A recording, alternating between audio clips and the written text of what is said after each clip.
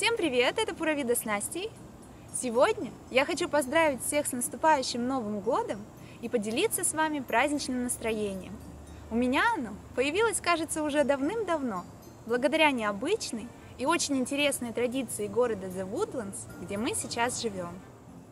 Сезон зимних праздников официально открывается здесь еще перед Днем Благодарения, например, в этом году 21 ноября. Вечером в одном из центральных городских парков в этот день проводился ежегодный фестиваль «Зажигание голубей». Эта давняя традиция Вудлендса символизирует мир и покой во время рождественских праздников. Говорят, что раньше церемония ежегодно привлекала тысячи посетителей. В парке организовывали какие-то развлечения, игровые площадки на снегу, продавали еду и напитки. В этом году из-за вируса, конечно, все изменили, отменили, но народу все равно пришло очень много. И кажется, большинство из них – дети всех возрастов.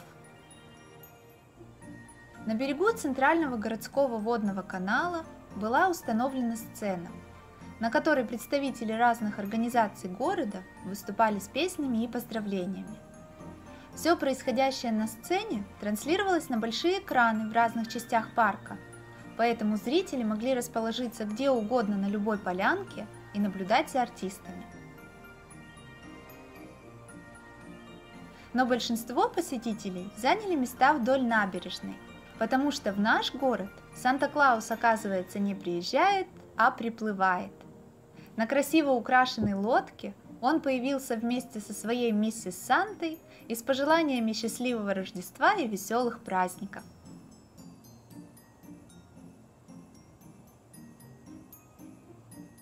Мистер и миссис Санта поприветствовали всех со сцены и прочитали рождественскую сказку. Судя по всему, маленькие зрители знали ее наизусть. Они очень активно и с удовольствием отвечали на все вопросы Санта-Клауса. А потом наступил самый главный момент фестиваля. Санта потянул за рычаг на сцене, повсюду в парке зажглись голуби, и начался фейерверк.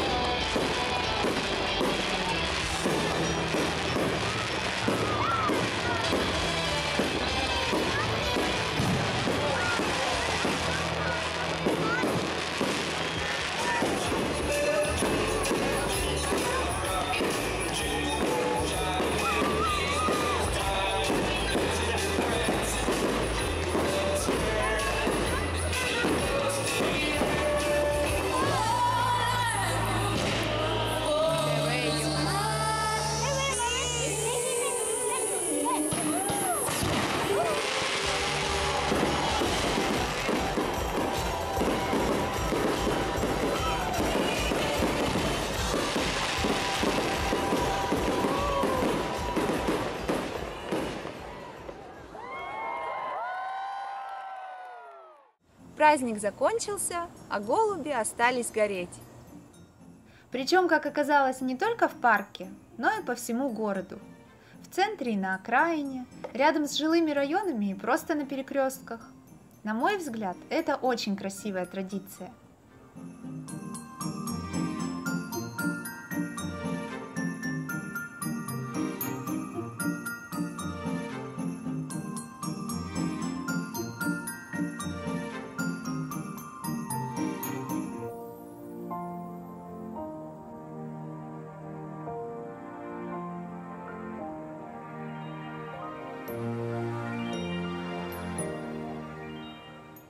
Почти одновременно с голубями зажглись огни и на главной городской елке.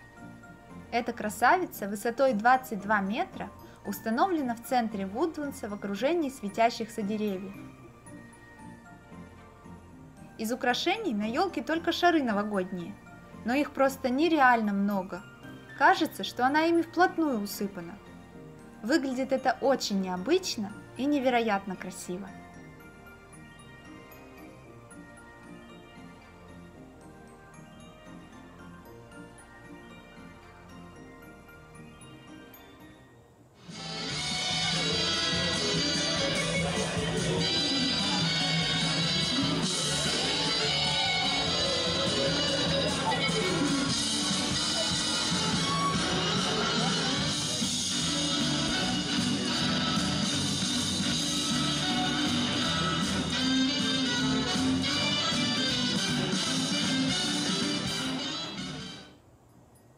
Здесь же поблизости можно было купить елку на аукционе, сфотографироваться с Санта-Клаусом, покататься на коньках на катке, большинство магазинов и ресторанов, конечно, тоже украсили свои залы.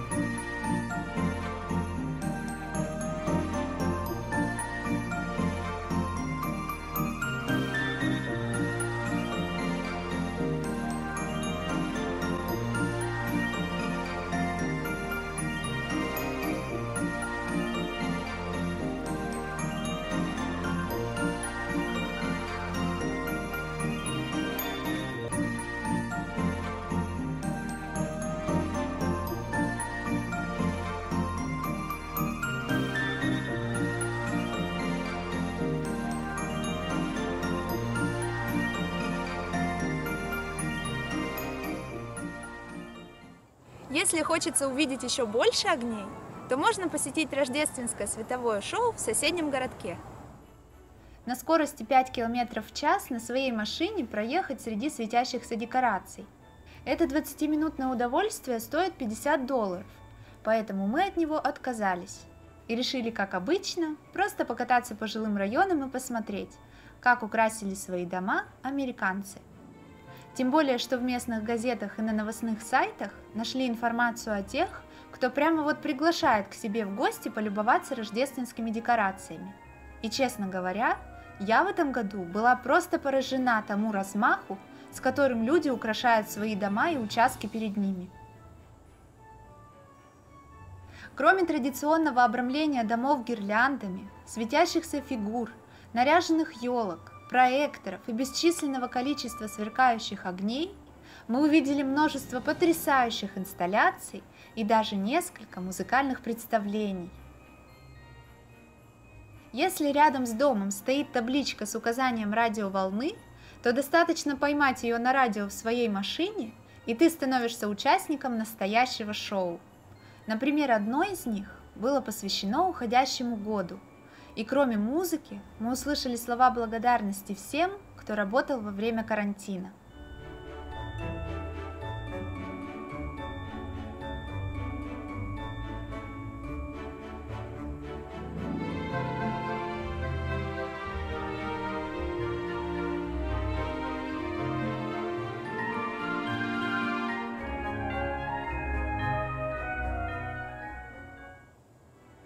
Кое-где прямо на улице были установлены телевизоры, транслирующие сказки в исполнении Санты, и корзинки с угощениями для гостей.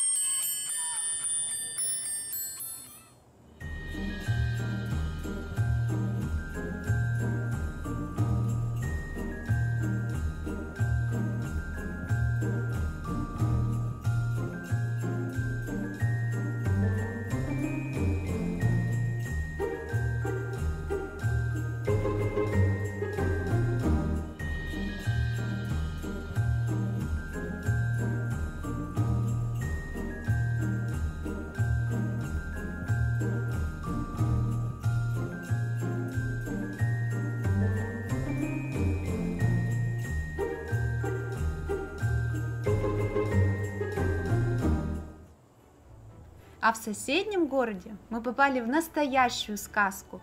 Там был украшен целый район, примерно из 30 улиц, причем каждая в соответствии с определенной темой.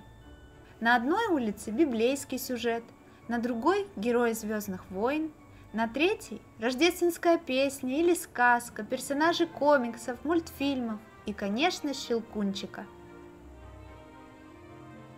Кстати, балет «Щелкунчик» – это еще одно традиционное семейное мероприятие в Америке, которое является символом Рождества.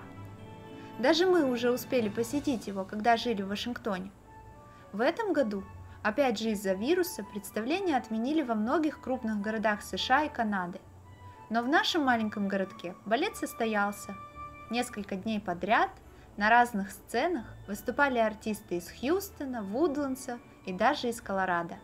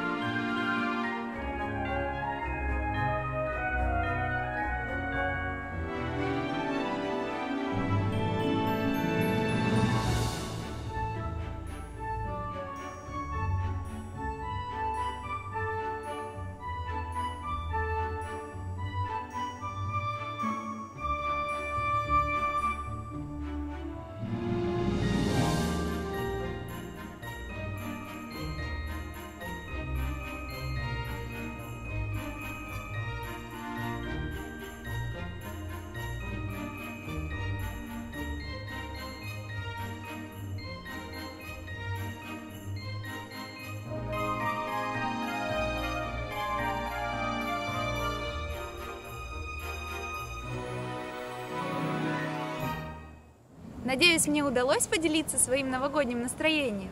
Желаю всем веселых праздников и счастья в новом году. А на сегодня все. Если вам понравилось это видео, ставьте лайк, подписывайтесь на мой канал, пишите комментарии. Пура вида!